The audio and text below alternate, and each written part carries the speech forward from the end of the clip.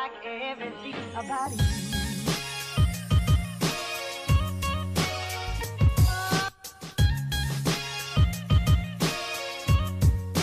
Everything about you.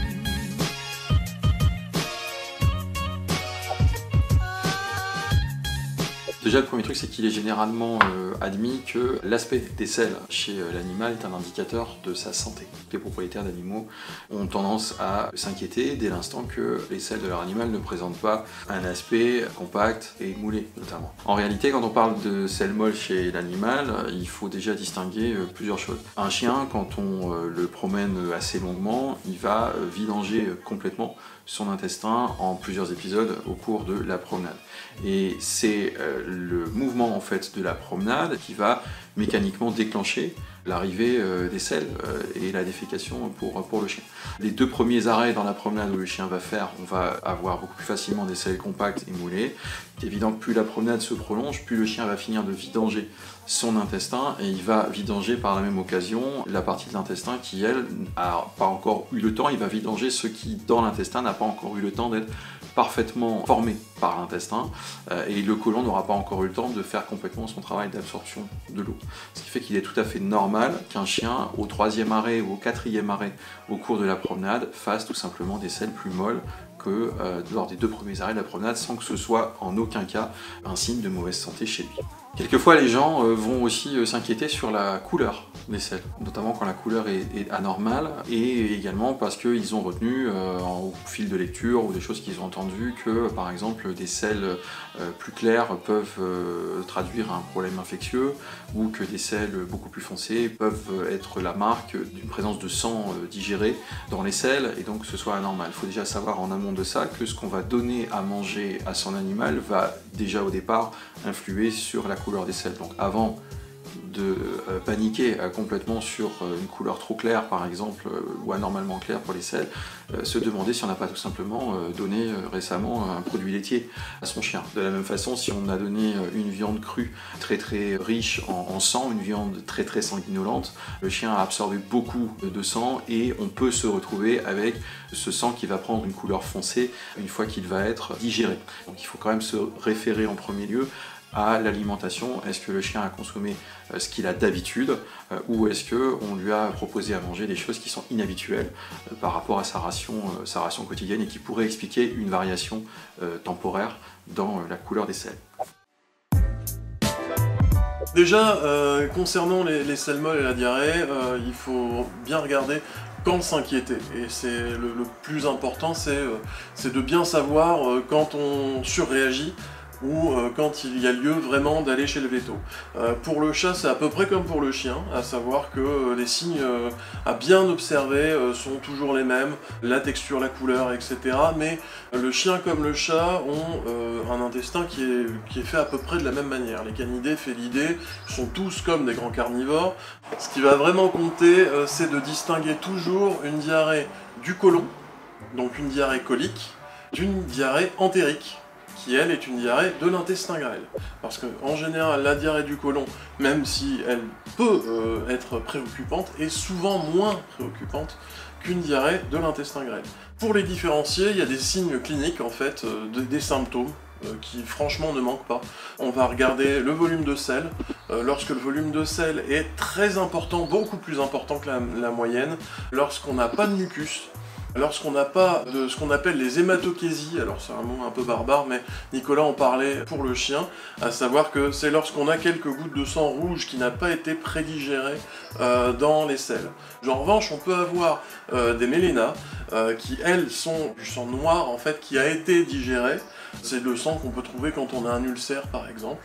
Ça, on peut le trouver, et là, on va le trouver quand il s'agit d'une diarrhée entérique, donc d'une diarrhée de l'intestin grêle. On a d'autres signes chez le chat de la diarrhée de l'intestin grêle. On va avoir les morceaux de nourriture non digérés. Ça, c'est très important. Quand on commence à en voir, il faut quand même s'inquiéter assez sévèrement. Quand on voit de la graisse, des tas de gras directement dans les selles, ça peut être aussi assez inquiétant. En général, ça se présente par des espèces de petits morceaux blancs, jaunâtres, etc., qui ne sont pas des vers, hein, ça ne bouge absolument pas. Ça, il faut bien regarder parce que c'est toujours assez préoccupant. Là aussi, c'est l'intestin grêle qui dysfonctionne. On va aussi parler de la couleur, les couleurs un peu bizarres, le brun clair, l'orange, le vert, c'est aussi assez bizarre. Dès qu'on a ces couleurs-là dans les selles du chat, on voit ça dans le bac à litière, tout de suite on s'inquiète et tout de suite on va au moins consulter son veto pour savoir ce qu'il en est. Quand on a des signes de diarrhée de l'intestin grêle, on fait beaucoup plus attention. Si ça dure un jour, 2 jours, là, on va directement chez le veto. Everything about you.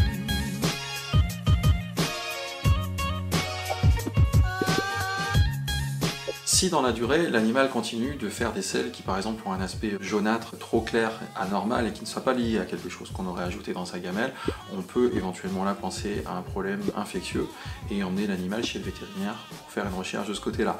Quand les selles vont présenter un aspect un peu verdâtre, on peut, si on n'a pas donné de grosses quantités de certains légumes très pigmentés, ou un super produit comme la spiruline qui va naturellement avoir tendance à colorer les selles en vert, en dehors de ces cas-là, on peut soupçonner par exemple un problème de pancréas. Donc là aussi, on va emmener plus facilement son animal chez le vétérinaire pour aller faire une recherche dans cette direction-là. Sachant qu'il ne faut pas oublier aussi de rapprocher ça de l'état général de l'animal. Un animal qui a un poids parfaitement stable et qui fait un volume de sel parfaitement normal et qui a tout d'un coup des selles un peu verdâtres, on est encore une fois certainement plutôt sur une origine de quelque chose qu'il aurait mangé en plus de sa gamelle qu'un problème de pancréas. Par contre, si on a un animal qui maigrit de façon anormale malgré des quantités de nourriture très importantes, qui a une perte de poids très importante et qui présente un certain nombre d'autres symptômes typiques d'une atteinte pancréatique, corroborés par une couleur de sel inhabituelle, grisâtre, verdâtre, etc. Là, on coche plusieurs cases symptomatiques et on a évidemment davantage de fondements pour se diriger vers un vétérinaire compétent. Certains maîtres parlent de sang dans les selles parce qu'ils ont constaté quelques gouttes de sang rouge ou plus clair dans les selles de leur animal. À partir du moment où le sang est dans quelques gouttes claires, relativement claires, il s'agit plus vraisemblablement d'une plaie d'irritation tout simplement au niveau du rectum de l'animal qui, parce qu'il aura ingéré une trop grande quantité d'os, un petit corps étranger par exemple, va avoir occasionné une petite déchirure, une petite fissure à la sortie au niveau du rectum et va favoriser l'apparition de quelques gouttes de sang dans les selles mais qui ne sont absolument pas graves, ce sont des choses qui cicatrisent très facilement sous quelques jours à peine et qui ne posent strictement aucun problème à l'animal hormis un léger inconfort au moment où il est en train de produire ses selles, mais il n'y a pas là quelque chose de dangereux pour sa santé. Les gouttes de sang frais vont disparaître d'elles-mêmes à mesure que l'animal va cicatriser. Toujours s'agissant de présence de sang dans les selles, plus inquiétante que les quelques gouttes de sang, c'est évidemment la diarrhée hémorragique avec un jet, vraiment un jet de sang. Là pour le coup, on peut soupçonner une lacération de l'intestin. À partir de là, on doit aller consulter un vétérinaire parce qu'il peut y avoir une lacération notamment par un corps étranger. L'animal peut avoir ingéré notamment un morceau de verre, des cailloux. On voit ça particulièrement sur certains chiots qui vont ramasser et manger n'importe quoi, des chiens un petit peu anxieux qui vont avoir une tendance comme ça à se saisir de différents corps étrangers et tout simplement à jouer avec, mais à les ingérer au lieu de les recracher. Toujours concernant la présence de sang dans les selles, également potentiellement très inquiétante, c'est des selles d'une apparence extrêmement foncée qui peut carrément traduire la présence de sang digéré dans les selles. Si le sang est digéré, on peut quelquefois en être à soupçonner une plaie très en amont dans le système digestif. Donc on doit à ce moment-là aussi faire examiner son animal.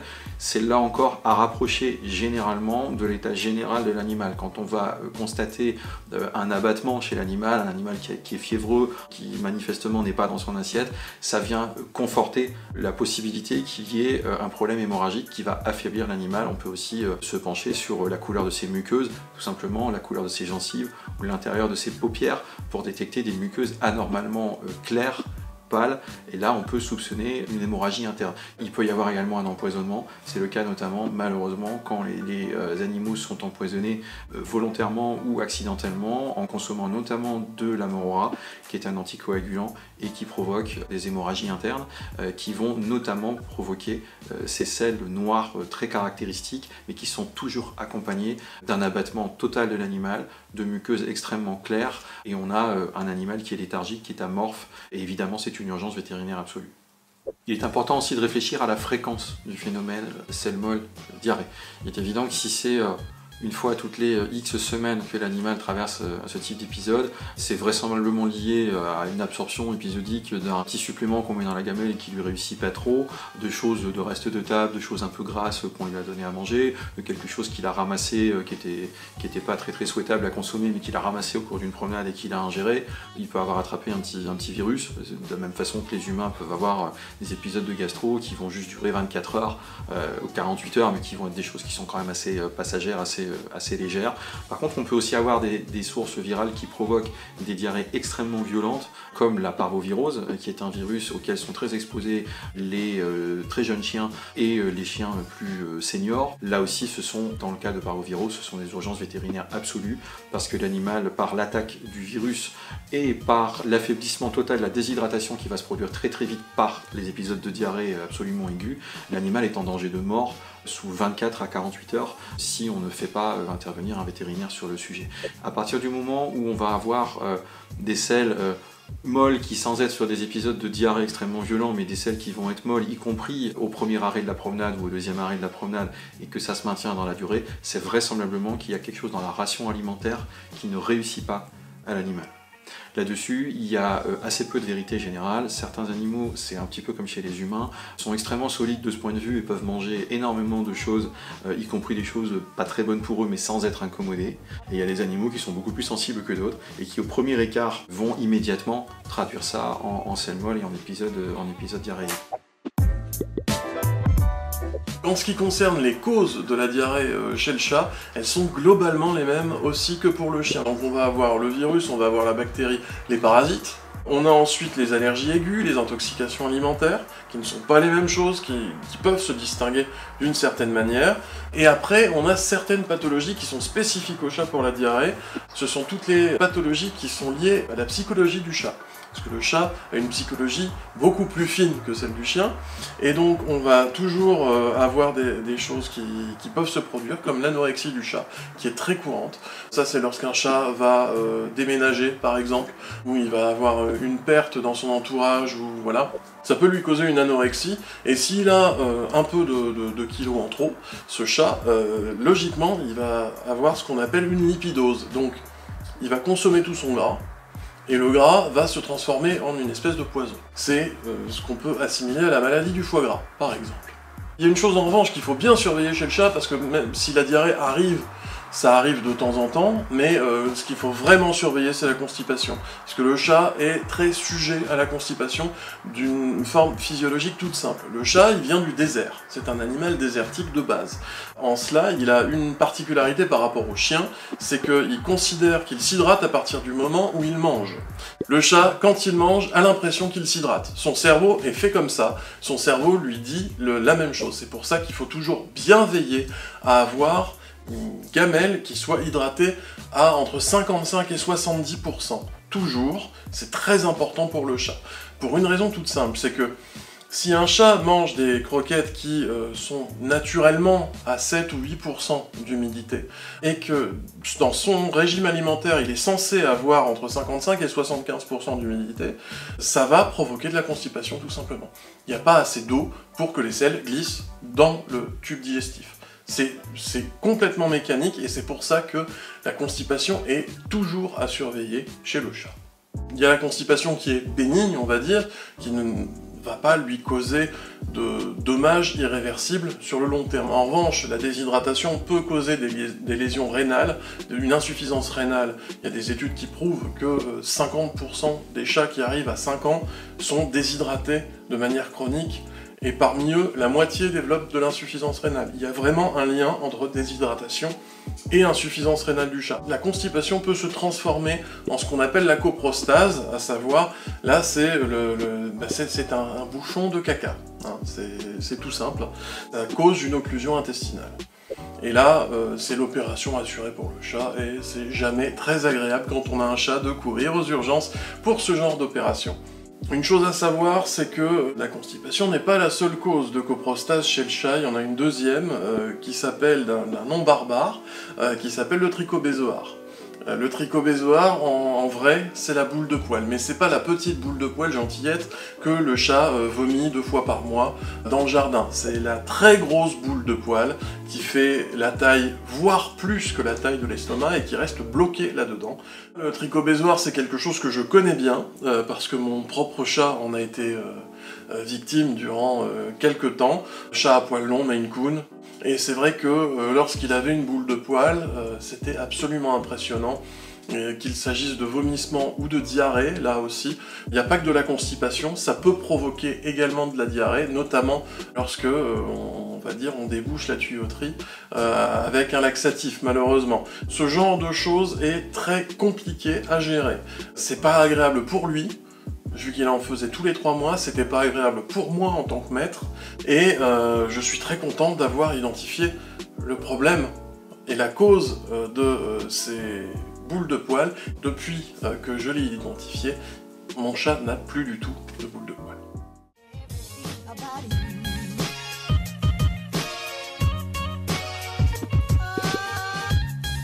Les épisodes de gastro-entérite, les médecins insistent pour que leurs patients continuent de très bien s'hydrater sous différentes formes. C'est la même chose pour le chien ou le chat dans ces épisodes-là. Il est important qu'ils restent bien hydratés parce que les épisodes diarrhéiques vont drainer très rapidement l'eau de l'organisme et on a évidemment, comme sur un humain, absolument besoin d'une certaine quantité d'eau dans l'organisme, donc il est important de garder son animal bien hydraté. S'il n'y a pas d'abattement en particulier, on est vraisemblablement face à quelque chose qui ne lui réussit pas dans son alimentation et on va pouvoir se tourner vers ce qu'on appelle un régime d'exclusion. Donc on va reconsidérer les ingrédients qui sont contenus dans son alimentation et on va formuler des hypothèses, de dire voilà, c'est peut-être cette partie-là de son alimentation qui ne réussit pas ou cet ingrédient-ci. Et pour s'en assurer, il va suffire tout simplement, un peu comme pour des allergies, de supprimer temporairement l'ingrédient soupçonné et on va pouvoir vérifier très rapidement l'impact que ça aura ou pas. Si au bout de quelques jours on se rend compte que ça va beaucoup mieux, eh bien on a trouvé tout simplement l'ingrédient fautif et on ira chercher une alimentation qui ne contient pas désormais cet ingrédient. Le responsable d'une diarrhée chez un chien ou un chat peut aussi tout simplement se trouver dans la flore intestinale elle-même. La flore intestinale, c'est un ensemble extrêmement complexe, un équilibre très subtil d'une grande quantité de bactéries, d'une très grande variété. La flore intestinale d'un chien adulte en bonne santé peut mettre jusqu'à 6 semaines pour se régénérer complètement.